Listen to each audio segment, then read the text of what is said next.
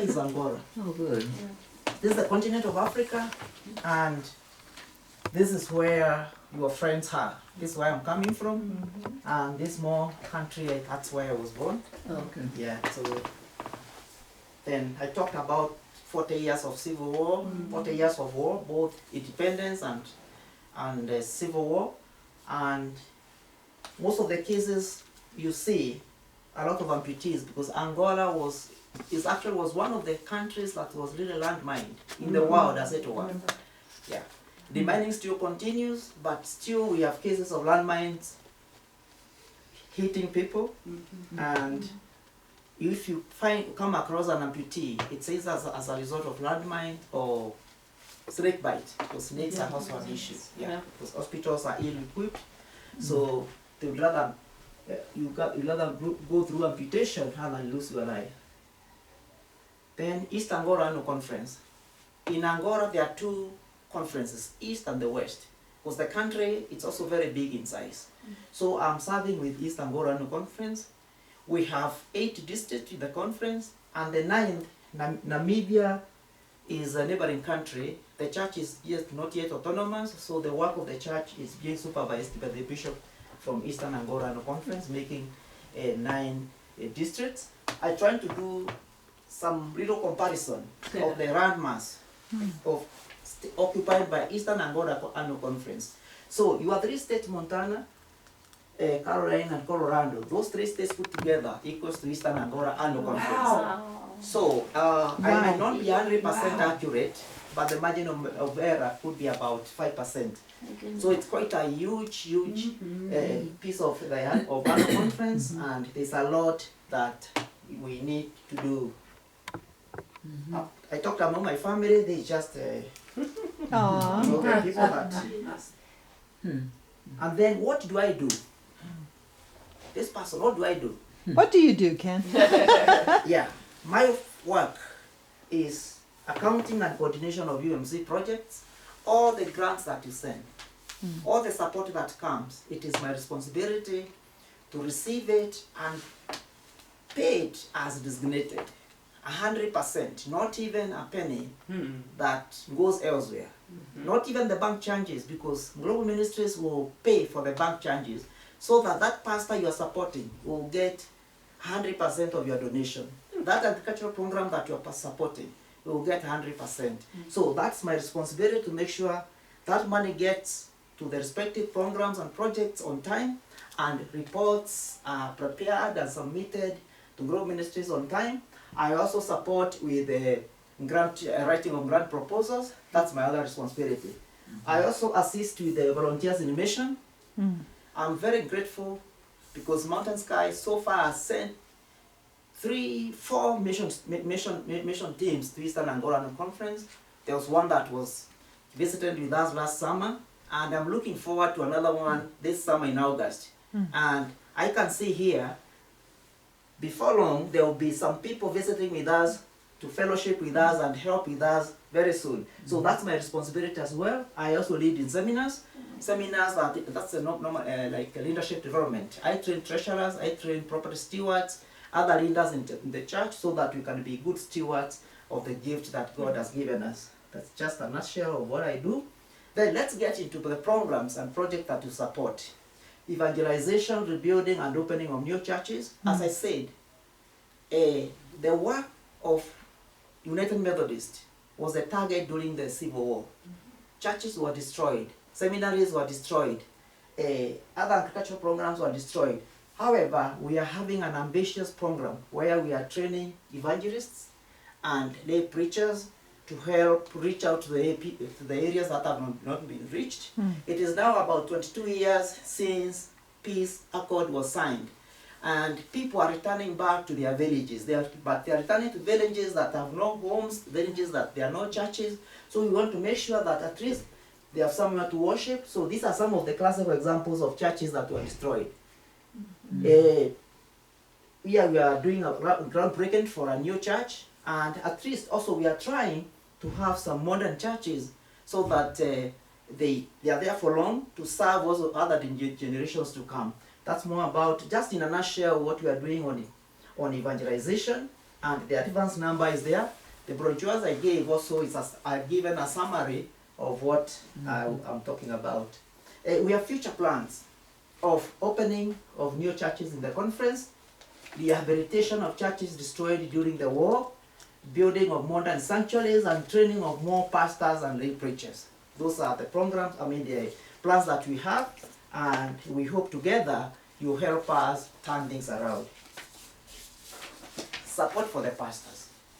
From the bottom of my heart, I want to say how grateful we are, because you have continuously continued to support our pastors. When I went to Angola 10 years ago, we had only 66 pastors. Really? The entire conference. 66. 66. Wow. Today, we are talking of 120, and this is not even, these are what the 120 are pastors that are serving in each and every church. Those that have a church. We have some other pastors that have been seconded to the seminary. We have some other pastors that are teaching in our high school. We have some pastors that are either on medical leave, others that are under discipline. So the number is more than this. But I put this because these are the ones now, if you went to Eastern Angola Conference, from church A to B, C, D, you see them, 120. I'm not talking of others that are now on secondment to other institutions. And before the end of this year, we are graduating more 15 pastors, so the number is going to increase. And now I'm not counting those that are in their third, second, first year in our seminary in Keswa, and also those that are standing in African University in Zimbabwe. So the number is growing. And do you know why? Your prayers, your support has motivated many young people to join ministry. Because this $50, you may think $50 is something very small. No. For us, Angola, this is a lifeline. Because the churches that they are serving, they are not able to support their pastors with anything. Imagine these are returnees from wherever they were displaced, going into villages that they are people, members are peasants who are growing, surviving hand to mouth. Now, there is nothing to support the pastors, but the $50, the pastor is able to pay school fees for his children, is able to take care of medical needs of his family, is able to feed his family with what he can't grow. So we are very grateful indeed, and we can't thank you enough because you are really a motivation. You have given us a shoulder to lean on and to cry on, and you have really touched us in a big way. So I really want to thank you on their behalf. These are activities that have taken place in the past, and I want to say that there are so many women joining ministry.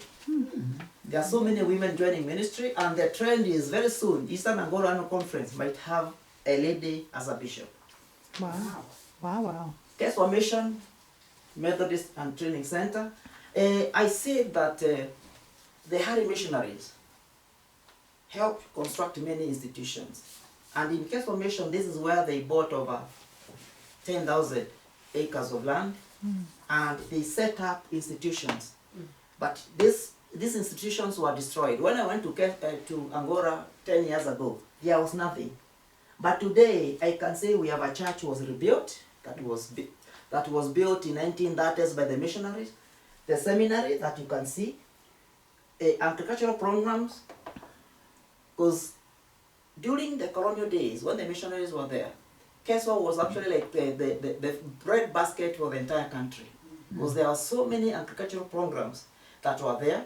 Many people came from even the neighboring countries to come and learn on modern ways of farming. However, that became history, but we are now in the process. We are returning things, we are returning the glory, slowly by slowly, out of your support. The hospital was destroyed. The government of Angola put up an hospital in Keswa. However, they couldn't equip it. They didn't do anything, but the church, in collaboration with Group Ministries, Home Health, that you support, we are able at least to mitigate against malaria and other related diseases. The high school, which produced the first president, it is now in operation. It is now in operation, which I found as ruins. So we really want to thank you so much, because your grants have been able to help us at least put up something. There's still more work to be done, because there are some other structures that have not yet been put in place, but we do hope that with your prayer, we shall be able to rebuild Kesoa to its first glory. Kesoa Agriculture, Mountain Sky Annual Conference, we are very grateful. We are very grateful. 99.9% has come from this conference. Really? Yes, grants that have turned around or we continue to turn around and cultural programs is support from you people. I am the one who handles finances, and I know because I receive even the gift slips, the umbrellas and everybody who has given. Mountain Sky, Mountain Sky, Mountain Sky, Montana, wherever, Denver. So we have cornfield. We are growing corn. Like last year, we cultivated about 20 hectares of corn, and we harvested 50 tons of corn. And were it not for the heavy rainfall that much of it was damaged, our target was to get to 100 tons. So, but I wouldn't say that we lost out because we are also keeping pigs that we used the rest that we couldn't use it for human consumption for pigs. And let me tell you, in Kesoa Mission, we have so many communities, we have orphans that live with us. Every Sunday, every Saturday, we have over 500 to 600 kids that we give a meal from the surroundings. And it's part of the food that we give them is what we are growing in the mission. And our purpose is nutrition for these kids because their families are not able to provide them with a nutritious or rather well-balanced diet. The other thing, our purpose that we are trying to meet is food security and self-reliance for the church and the communities around, because we are still reaching out to the communities around to train them on modern farming methods. Poultry keeping. Before last summer, we didn't have anything like poultry keeping. The team that came from Mountain Sky last August brought us some seeds. And today as I speak, we have 200 chickens that are laying eggs. Nice. And these are grants that were left to us by the team that came last year in August. And we are gathering between 190 to 200 eggs every day. And part of the eggs are fed to the children that I talked about. Yeah, it's put in their meals to make sure their nutritional values are taken care of. The rest of the eggs, what we are doing, we are selling to the communities at a very subsidized price in order so that to make them affordable to them. Or what we want is just to recoup the capital so that we're able to buy more feeds for our chicken.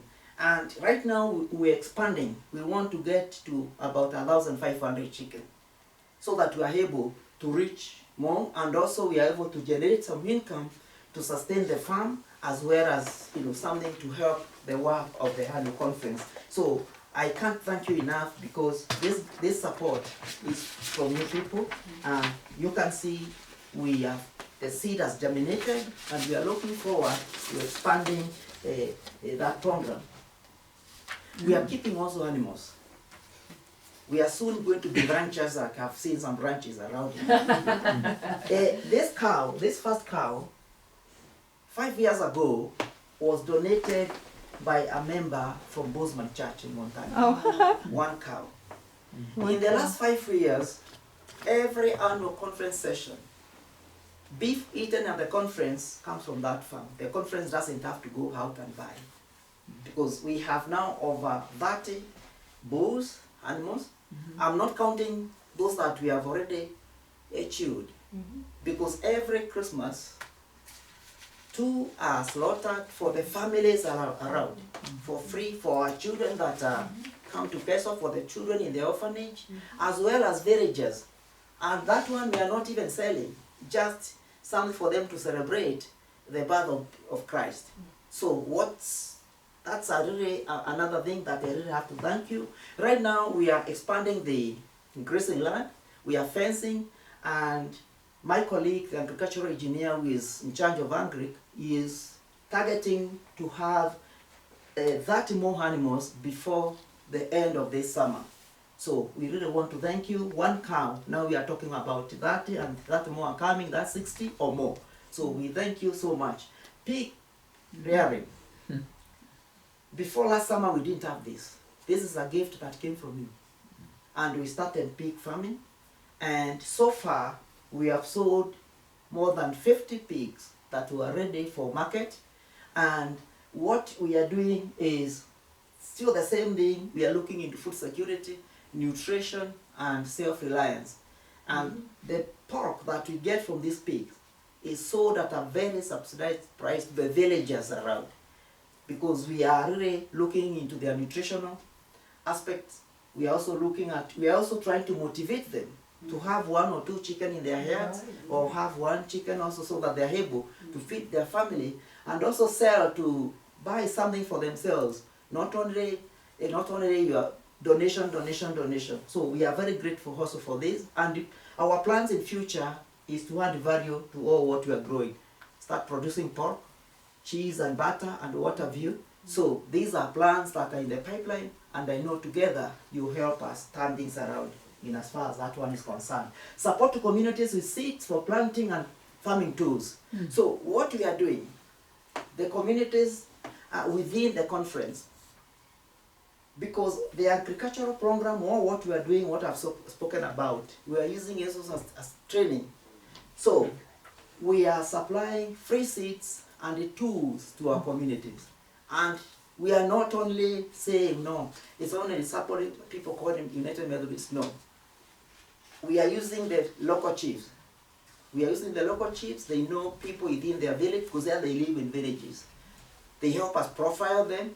And then we have a group of youths who have studied agriculture up to high school, who are now helping us train our communities on modern farming methods to diversify their farming, because their main crop that they have been farming there is cassava for many years. I don't know many know cassava who have even seen it. It's a tuber that good. But how did you like it? Have you tested it? It's like potato. It's more like potato, but not as sweet as potato. It is something tested, something that has of no nutritional value. And you plant it today, you only get the tuber after 2 years. If rain fails, then you are doomed. But with beans, peas, peanuts, or vegetables, these are things within 3 months you harvest. In a year you can harvest 2 or 3 times. And those are even crops that have nutritional value, that have a market. So this is information we are trying to pass to the communities to ensure that they are also self-reliant, they are also their nutritional value, they take care of their nutritional value, and also be able to support their families with other needs. Ongoing activities, creating an irrigation system, reservoir. So our farming activities are rain-fed. In absence of rainfall, then we are doomed. So what we are trying to do is to sink boreholes, wells, so that during the dry season we are able to still continue with our farming activities, also to give water to our animals, and also to ensure our people also get clean drinking water. Creating of extension program, as I said, to the villagers, we want to replicate this to each and every district where applicable. If agric is not possible, then we can introduce like keep ranches, animals, where they can have animals for beef, because it's not every area in Angola that you can grow crops. There are some districts that are in some sort of arid areas, but we are able to support them with what can grow in those areas. Thinking of wells for villagers and support villagers with seeds for planting. So, imagine no malaria. Malaria is a big thing in Angola. If you get a child today and that child celebrates age of our 50th birthday, that child will live. So we're having serious mortality rate as a result of malaria amongst our children as well as adults. However, I want to thank you people, because I know you support HomeCall Health. So those gifts that you sent to HomeCall, Global Health, they have trickled down to us. The hospital I mentioned, we are able to now mitigate against malaria. So we are distributing mosquito nets for free to all the villagers. We are also sensitizing our villagers on ways of preventing themselves against malaria. Because malaria is a very simple disease to cure if treated earlier. it's a very simple disease to counter if you are there to basic health guidelines. Make sure your hairs are clean, no stagnant water, sleep under mosquito net. Have yourself checked, even on monthly basis. If there's some slight plasmodium in your system, have yourself treated, and you live healthy. But the moment you ignore any of those few things I've mentioned, then you are doomed. Then you are doomed. So we want to thank you so very much because of this, because were it not for you, then I will not be talking about imaginal malaria. If you remember a couple of years ago, you guys raised money for my truck. Yeah, those who remember, thank you very much. I continue saying thank you, thank you, thank you, because that truck was not only for my ministry. That truck became an ambulance. Yeah, because of cases of malaria. That truck became a house to go get dead people from the hospital to bury because of malaria. But right now, cases have gone down, and I really want to say we are so grateful, and we are looking forward to ensure in each and every of our districts, God willing, we are going to have at least medical posts where the same services we are offering in Keswa Mission, which is in Malanchi district, we are also offered there to ensure our communities are served. And also, United Methodist is a church that walks the talk. We don't only talk and do nothing. We talk and do something. Also, I want to say we are grateful. This year, we started the WASH program because typhoid is another thing. And typhoid is just lack of following basic hygiene. That's another thing that is really causing havoc to our society. And I want to thank you so much for your support, because we have been able to get some grants. Now we are doing latrines. We are building latrines to every community. And we are working with the local chiefs to ensure that those latrines are not vandalized, to ensure that those latrines are kept clean, and also our team of youths. Like these are youths, our youths who are now giving us more lecture to patients in the hospital before the treatment starts on basic hygiene and also on matters of malaria. So we want to ensure that every society, every community has a latrines. They also have to make sure they have their food cooked well, they have their vegetables cleaned well, also they have their fruits cleaned well, and constant washing of hands. You know what, during COVID, I noticed something, because we are also involved with this monster called COVID, to fight against COVID. So, sanitize was the handle. And, issuance of hand washing basins, all those detergents, and we went around our communities, spreading that gospel, and to make, everybody, even those people that really, they don't care attitude, they don't care. Nobody wanted to die of COVID. So they adhered to COVID guidelines, anti-COVID guidelines. And we saw cases of typhoid go down. We saw cases of typhoid go down. Statistics were going down. Now after that, they started going up again. So what we are doing as a church, we are collaborating with local chiefs. And even these local chiefs, if they abuse, they don't then adhere to what we are saying, then now we hand them over to public health, because they are risk their societies. So we are sensitizing all of them, and we are having the leadership, the local chiefs as the leaders now, who are really leading their villages. So we are having latrines built, and also the other thing that we are doing is to ensure that we are rehabilitating water wells that were destroyed during the war, and those that cannot be rehabilitated, and then we are sinking solar-powered water wells or boreholes to ensure that water is accessible to everybody, even the very weak in the communities, as a result of mitigating against the spread of typhoid. So that's another ministry that we're involved, and we want to thank you so much for helping us turn around things in Eastern Angola Conference. We have also started mobile clinics, whereby every month we have the nurses in the hospital, the truck you give me, you bought for me, we go out to the communities. Now communities that are very far away from the mission, other districts, to ensure that we pass the same information. We help also, sometimes we find cases of very sick people, we evacuate them, bring them to that hospital for treatment, for closer supervision. So we are very grateful for that. The rehabilitation of water wells and single boils, these are things I've mentioned. So I want to say we are very grateful for your support through UMCO. Your support to my ministry helps make the work in Angola possible.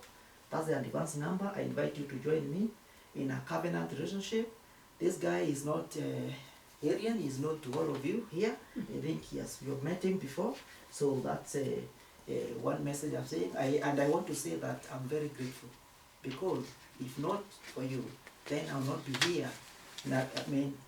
Telling you your story. You're the people who have written this story. Mine is just to pass the story and still continue supporting me and others in the ministry so that we are able to reach, to do what God called us to do.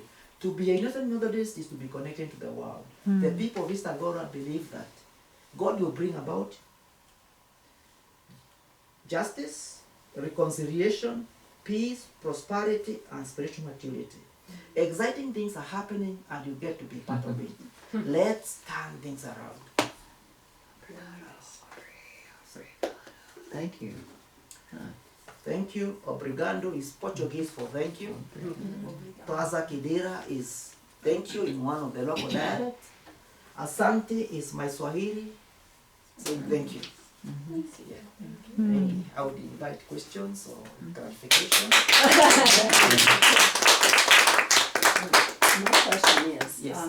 You're having young men, youth program people, Yes. go out to the chiefs in the villages to talk with them, Yes. to educate them. Yes. They're being well received. Yeah. I would say that we are we are being recognized. It is not as before. You know, this is a society that is healing from Yes, the civil war. very much. Oh, These yes. are people that brother turned against brother. Yeah, they're So they are any going- stranger to the They are areas. going through many things. Yeah. But they have seen our ministries are practical. Mhm. They have seen our ministries are practical. We have also received teams that come to do medical camps, like do work on cataract or dental care, Mhm. other things. And these are communities that are being helped. Mhm. So they are saying, by the way, this church means what they say, whatever the gospel they are preaching. So they are being received. There is a bit of a resentment to some, Mhm. but that does not deter us from really facing the lion in the room, or the elephant in the room. Yeah. Was the civil war between East and West Angola? No. The civil war, you know, there were immediately after independence, Yes. Okay. there came about different political parties. There came about different political parties. They fought against the Portuguese as one. Mhm. But after now they won, and the government, the party that had the majority got into the office, others felt now, we all fought, we want a stake. So how many presidents does a country need? One. So only one person will go to State House, or to the White House as it were. So that is why now they broke into different functions and now started fighting against them, amongst themselves. They became enemies to themselves. It's not East or West, it is the entire country. Regardless of the church, affiliations, regardless of their political inclination. It was total chaos. It was total chaos. Oh, yeah. Yeah. But people that suffered the biggest blunt are people called United Methodists. Even today as we speak, United Methodist is the biggest church in Eastern Angola and Conference. Regardless of the waves that are blowing around, it's the biggest, and it still is a church that is really highly respected, because institutions that were established, people that went through those institutions are still leaders in the government. Even I'm told those days, people who went looking for employment, somebody called United Methodist will get the priority because they know these are people that have been well mentored, well transformed in terms of academia as well as discipline and the respect for God. Even when I look at the old folks, our guys that went through that school, in the 50s, 60s, they are very well disciplined. Very well disciplined. And they did have great respect for God. Yeah, because of the transformation that they went through. Yeah. Yes. You mentioned that there are women who are ordained ministers. Yes, yes. And maybe even a woman bishop in the Maybe future. if the way the trend is. Yeah. Are women generally in the professions in Angola, or is that something very progressive within the church? Well, the current generation, no, we are talking of 22 years. 22 years. And 22 years is not, nothing much has really happened. Look at a child who was born 22 years ago, maybe his first, second year in the university. Yeah. But there's a big number of women in schools, in the universities, and also who want more than the men. More than the men. Okay, the population is higher for women. But even looking at it, you go to a church, you see 80% are women. Yeah, 80% are women. You look at people who even committed, like the pastor says today, please let us come and clean the yard, the school, the church compound. 90% will be women and their daughters. Yeah, women and their daughters. The same thing. I support a little bit here and there with English. Even those that are serious with my lessons are women and girls. Are girls. We have started adult education because we need to equip our people, because people within my generation lost out. That's when we were born. Some of us given guns to go to the bush, they never went to school. It is now they are doing adult education. Children who go to school during the day, in the evening now they are dads and moms from the farm, they go to school. Then later they meet on the same table doing the same assignments. The church has started, we have started adult education for those that want, because we have many people even in church leadership who can't read or write. Exactly. They can't even read the Bible. School Yeah. was non-existent when they were that age. So we have a younger generation between maybe 18 to about 40 who are really into education system.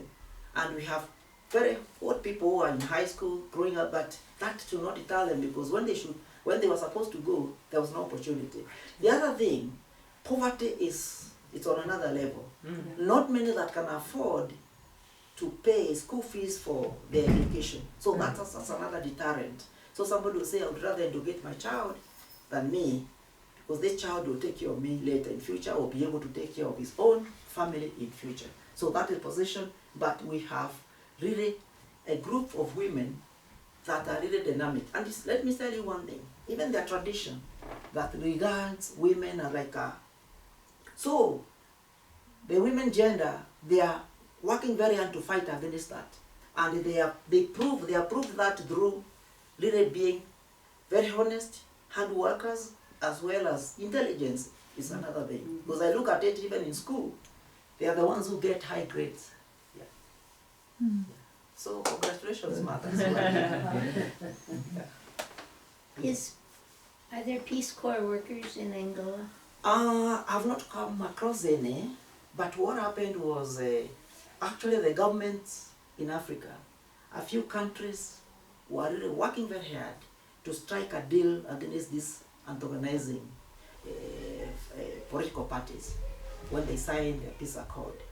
And I know like Cuba had sent so many soldiers there, but they had their own interest, because the government of the day, they were protecting, they were fighting, they are helping one political party gain independence. So their going there was not to neutralize war, was actually to add fuel to the war, because they abandoned to one party. Well, they stood to be beneficiaries, because you go there, they are the doctors and the nurses, but they are nurses and doctors and teachers to hospitals that are ill-equipped, to schools that are ill-equipped, and also what I've noticed, they will even give you what they don't need there. Yeah, because I've come across somebody who is teaching English, and now there is Spanish. The English that he's talking, I can't even tell. I can't even tell. It's like me now, going back home to Kenya to teach Portuguese. Yeah. I mean, that's lying, really. That's a disservice to the young people. So we don't have many Peace Corps. Actually, I've not come across, let me not even say many Peace Corps, because I have not seen any, I've not heard of anything, but still the government around are the ones that are trying to bring about peace. Peace has been achieved, as it were, but still these political parties, hatred among political parties, as well as, you hear even among people, oh, that family are the ones who killed nowadays, because that village, even in the same congregation, you can see the cracks. You can see the cracks. Because now that is not something that you require an international organization to come and tell you, no, please, no. We need to heal. We really need to heal. And this is where the church and the government are not doing very much. Right. Yeah, because it's a matter of counseling. We are all brothers and sisters. Let's forget about the past. Let's move ahead. So my main worry is among the children, the young generation, because even among the boys, as they play soccer, you hear them, oh, mom was there saying, daddy was saying, my grandpa, oh, our stores were burnt by your people. There's one elderly person who lives in the mission where I live. He's a son of a pastor. The Harry pastors were in Keso. He was there in school in the 50s. They are the same group that started agitation for independence. And they won, but now their party didn't get a chance to rule. So they were fighting. He ran away into Congo. He even got political asylum. He lived in Chicago for a number of years, but later on he got back. He got back to the country. But having come from the opposition, nobody even recognizes that. So he lost everything. His other siblings were killed. It's the bishop who gave him a house where the father was living to stay there, because they lost everything. Even the land they owned, found that the government had allocated to other people. He is there. He is in his 90s. Yeah. So he has very sad stories to tell. And he is a very bitter person. A very bitter person. Some of the kids, he married very late. He has kids younger than me. And the stories we hear those children talking. So, see, healing, it will take the hand of God. Yeah. And I do pray that the children, the younger generation, will not move forward with the same. Yeah. But peace, nobody wants, even when they are talking, nobody wants to go there. Nobody wants a repeat of what they tasted. Yeah. You described your ministry in the rural areas. I assume there is at least a few big cities or big-ish cities. What's urban life like in Angola? Well, Africa is not like the United States. No. Africa, if I may go back to my map, the continent of Africa, any country you go is unique in its own way. Sure. And opportunities are different. By the way, Angola is a very rich country in terms of mineral resource. Well, that makes it targeted for well, development. And other minerals like diamond. yeah, What is happening? I didn't mean to have my family there. I just meant to we go enjoy seeing you all. I just wanted to go to the map of Africa, to the continent of Africa. But to get back to your story, I mean to your question, urban life, it is not like here, because even what you call small towns, to me, they are big towns, because everything is there. Yeah.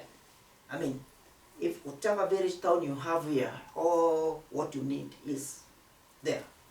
But like case in Angola, services, whether you want government services, are all centralized in the city. And that city, don't think is like New York City or what. It's a city that is also coming up because they were also destroyed. Like where I live like in a provincial headquarters, where everything was a shell. They are trying to rebuild, and those services are not there. If I need like to renew my work visa, I have to drive on a very bumpy road for the whole day, 450 kilometers away. You get, That's more than that. if, yeah, the same case when visitors are coming, that is where the airport is. I have to go there and pick you. Like some of the input for the farm, for our programs, we buy them from the city, from the capital city. We can't get them within the local, the village towns that we have. So we are still coming. Hospitals, you see government hospitals, they are being rebuilt. You see a structure, you go inside, even the nurse or the doctor has no desk to sit or write your prescription on. So that's the reality. But we are very hopeful that things are going to improve if greed does not set in into our minds. Greed does or not what you are set praying in. for, to have a paradigm shift, and a paradigm shift that is there to stay. Yeah. So could you give us give me a sense of when you left your home to come here to visit with all of these churches in Mountain Sky Conference, what was your travel like? So you left your home, and how did you get to what airport, and what was your travel just even getting here? I left my home. Sorry, my family is not with me in Angola, as it were. They are back in Kenya because I couldn't take them with me because of schools and also hospitals. They are growing kids, so I didn't want to let them mortgage their future.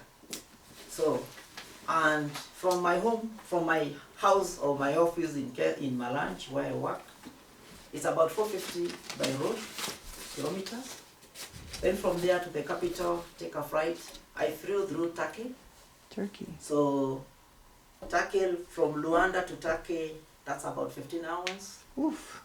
15 hours. And then Turkey, Seattle, 9 hours. And then Billings, without counting now the layovers. Right. Without counting the layovers. Yeah. Goodness gracious. So, but that is not to scare you. Not to scare you not to come. I know you have done other major long journeys. Oh. So it depends with the route that you take. Because now people who got me the tickets try to get for me the cheapest ticket. Sure, I Now need to go. sometimes. Yeah, you don't go straight. Yeah. But it's still you can't travel under 20 hours. You can't travel under 20 hours because I'm saying even if I left from Nairobi, Kenya, Kenya Airways flight direct to New York. So I'm still connected to come here. And in Nairobi, New York is 15 hours. Yeah. Well, we value your visit even more, considering how far you've come. Yeah. So Thank you for your time, and thank you so much. for sure. Yeah. How long have you? What caused you? What inspired you to become a minister? I'm not a clergy. I'm not a pastor. I never went to any theological school. Missionaries, we have missionaries who are theologians, we have missionaries who are doctors, missionaries who are engineers, missionaries who are agriculturists, and the gospel I preach is keeping the books of account and all financial management and leadership development. So my God called me into this. There are events that happen in life that really become your turning points. My background is finance and development. That's the studies I have taken, I took. In Kenya. I did in Kenya and also in Birmingham University in UK. Then, I worked for the central bank in Kenya for a year. I was in charge of the audits and forensic audit, frauds and liquidation of banks. Then I have grown up in the church. I am a fourth generation in my family as a Methodist back in Kenya. So one of my uncles became the presiding bishop of the church, of Methodist Church in Kenya. And when I was in the bank, of course I served in so many other capacities as a youth and what have you. So he requested me if I would want to join him at the conference because he was also trying to clean up and set up systems, professionalize operations at the conference. So I left the bank and joined him as an accountant in charge of donor funds and projects. That is where now my journey started. Then, well, through World Methodist Council, I got a scholarship to go do my postgraduate, my master's. And then I did that, What's your master's in? finance and economic That- development. That's the finance one. So Yes. you were at the bank before that. Yes, yes. My thing is finance and development, finance and entrepreneurship. It revolves about that. Then So I'm you a have chartered a- accountant as well, Yeah, where I wow. did CPA and Wow. forensic audits. Mm-hmm. So from there, but my turning point is not even that. I never thought forever I'll be doing what I'm doing. I never thought. But I got inspired by other missionaries. There were missionaries from here, even from this Colorado, that really touched me in a big way, who taught at Kenya Methodist University, who also were like rural development officers, water, they did the water projects. But when I was a first year in the university, that is when you have heard of the Rwanda Hutus genocide. One summer vacation, we were requested because now my church in Kenya became the hosts of refugees that were running from Rwanda and Burundi. Became the hosts. And they required youths, I mean people that wanted to go and help, serve in the refugee camps. I mean not refugee camps, like in IDP camps, where people that were being treated, given shelter. So I volunteered. It was a 2-month stint. I volunteered to go and serve. So being unskilled, my job was to drive an ambulance. At least I knew how to drive a vehicle. When I went to refugee camps, I was given an ambulance to drive. It was my first time to encounter a dead person. And not one, not two. Because we drive into villages where we are turning bodies of dead people to see who is breathing, who is not dead. We put him in the ambulance, we rush him to the treatment camp tents. We see a mother is dead, the baby is still suckling them. So that hit me in a big way. It was my turning point in my life. Because I couldn't imagine how a sane human being would be so brutal to his own brother because of difference of tribal. I mean, the Tutsis and Hutus, their fights were not based on any political thing. No, you belong to that party, you belong to that tribe, you belong to that tribe. And they're all the same. They could only tell this one is a Hutu or Tutsi through the nose. Because one tribe has got a longer nose, the other one has. So that's something so bad, so stupid, so silly, as I may put it. So that's really, was my turning point. And from that time, I became a different person. I said, what can I do to prevent other people, behaving the way I've seen? What can I do to ever go out and also serve? Not even, I never thought I would, but I became more closer to God. And whenever I hear this or that is happening, Ukraine and wherever, it really gives me, it really makes me uncomfortable. It really makes me uncomfortable. And my journey as a missionary has not been a walk in the park. Has not been a walk in the park, because not only Angola, I've served in Nigeria, I've been in charge of audits of South Africa. You are dealing with poverty. You are telling a person who is either sick or who is hungry, this money is to pay a pastor. And he left a sick baby in the house. You really remember that pastor? So you are telling that person, pay this money to that, and these the people that killed your parents. So there's that. There's that issue of, and also trying to shortcut to richness, as it were. Yeah. So it's not an easy thing, but God, your prayers have kept some of us afloat. And also, leaving your family very far. You don't frequently see them. It's a very lonely thing. But your prayers keeps on hovering around. I feel your spirits around. So that has been what has keeping me afloat. Yeah. Some of us, other missionaries, have got their different story to tell. But what I'm saying is some of things that I've gone through and the feelings that have gone through and I feel. So when I have teams coming, or when I come and see you and share this story, because this is a story, I feel very motivated, I feel I'm not alone, and I go back energized. I go back energized. So please send more mission teams to come to refuel my batteries. Refuel my batteries. And my dear sister, she's been of great support. Great support. I thank God. Our paths are crossing again in the same ministry. We did a lot of work in Nigeria, where I started my journey, and now here we are. So please don't let her alone. Yeah, exactly. Yeah, That's right. That's right. yeah. Yes. Oh, Yeah. wow. Maybe I feel What like a answering journey. one more question, or many more questions, no problem, if the time allows. Oh, okay, before I forget, okay, that form is for you to sign so that I can be sharing with you my newsletters. They are not very frequent, but once in a while. But you'll be hearing from various programs heads.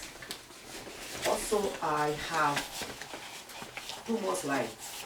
But these slides, if I can, you have a laptop or someone. I went can- around, down and Are around. we all done with it? Yes. Everybody done it? Yep. Great. If there's anywhere, I have a slide that talks a little bit about the women in Angola, women in ministry and what have you. I have another slide for youth and children. Just some little things for kids to see how children in Angola, kind of schools they go, what kind of songs they sing in church. Not that they have the voice or the sound, but just to compare what kind of games they play, those things. I have also those slides I would want to leave behind. Oh, good. So Thank yeah, you. flash. Yeah. I'm not leaving the flash driver because this is what I'm using. If there's anywhere you can save, Right. like in your laptop or wherever. Yeah. This one We- is my backup. Yeah. You could download I it. am Charles. using a computer that has withered a lot of storms. Yeah. So sometimes it's hanging, but it's not suicidal. It's not suicidal. You could Yeah. download it, Charles. Oh, it's kind of has his laptop with it too. Oh, perfect. Okay, that's even better. Put a flash drive in my laptop. Oh, Yeah, well, please. that will work then. If there's any question you Even want better. me to clarify or something that was not clear, you want me to Email the clarify. pictures too. How do people contact you in those different districts so that you know who needs and what places need the funds that you receive? Sorry, normally what happens? What's the process? Yeah, the process, any gift, like this brochure, I'm trying to summarize some of the programs. The So gifts you are supporting programs that are already going? in the advance, sometimes even you might say something that is not here. You might say, I want this gift to go to that church to buy a chair. So when that fund money comes, it will come through and designated. So, but there's a memo. So I'll make sure that church A who said the chair is bought and the receipt provided and the report done and submitted to good ministries. I think she's asking, how does the church say, I need a chair? No, how they say. Well, there are some things that really we can't, but I'm saying like now if you say you want my gift, if not any of these, you say I want my gift to go to do something that is not out of here, Yeah. or that is out, that is not listed here. That gift we do as we have said. Ken, how does a village Yeah. Let go to know. you and say, Oh. oh, like, this No. village needs a chair, Okay, or this they is are what ready happens. for their This latrine? is How do what they go to happens. you? This is what happens. If you want to support a church, we have the director of evangelism Mm. at the conference who works with the district director of evangelism and the circuit director of evangelism, and that church has got the evangelist. That is the process. Okay. So the person who will do that now is the conference director of evangelism. Yeah. Nobody, they will not even if there are needs in the local church, there's a channel. There's a channel. Yeah, there's a channel. It's not any Dick, Tom and Harry.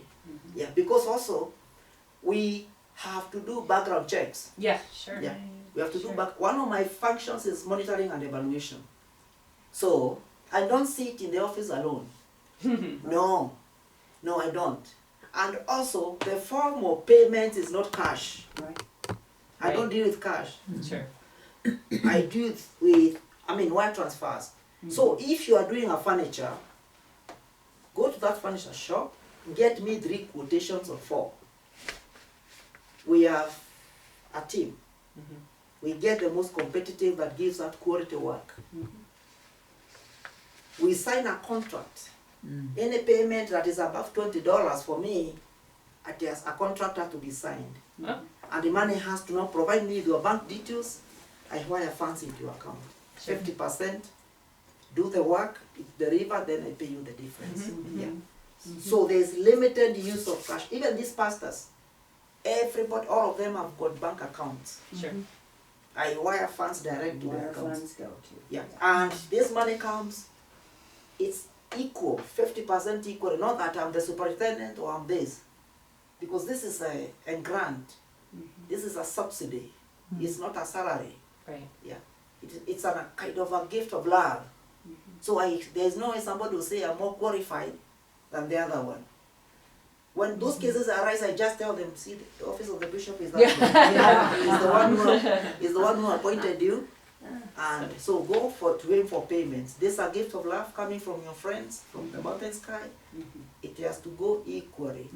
And for pastors that are serving, there are cases where I've been cheated. Sure. Somebody is not working. They corrupt the superintendent. But when I get to know, I penalize both. Interesting. The next payment, the next month I don't pay. I don't pay. And that one, there is no negotiations. Yeah. That is, and our GPGM has got very serious or very strict regulations that governs finances. So there's no way I cannot afford to bed the rules. Right, exactly. Because one we also section regulated just and we leads to- follow the international accounting, the recognized accounting standards. Yeah. Our accounts are audited every year, every year. And even if they are not audited, I have a duty to see these brothers and sisters who have volunteered to serve others, they are also served fairly from the little that we have, from the gift that comes from our friends. Yeah. It seems to me that your ministry of financial management and administration, thank you for sharing your story of how you got involved with all of that, because it's amazing to see how God has worked in your life to prepare you to do exactly what you're doing right now. So you're such a blessing to so many people. And I miss him in Nigeria. I bet you do. Thank you so much. Thank you. Thank you, Ken. Well, we have the opportunity to continue our conversation. There's some food set out where you're all invited to a light dinner, and I'll run ahead and put out the last couple of things. It is gluten-free with the exception of the dessert, and most of it's vegetarian, and some are even vegan, so I think we can accommodate everybody. Well done.